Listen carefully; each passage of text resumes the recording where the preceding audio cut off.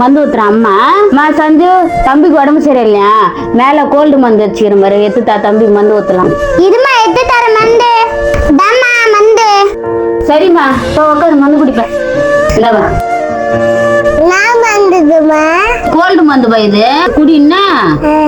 Ice car வந்துங்க ice வாங்கி தம்மா. அம்மா எனக்கு ஐஸ் வந்துமா. டேய் இப்பதானே மருந்து குடிச்ச எதுக்கு ஐஸ் கேக்குற?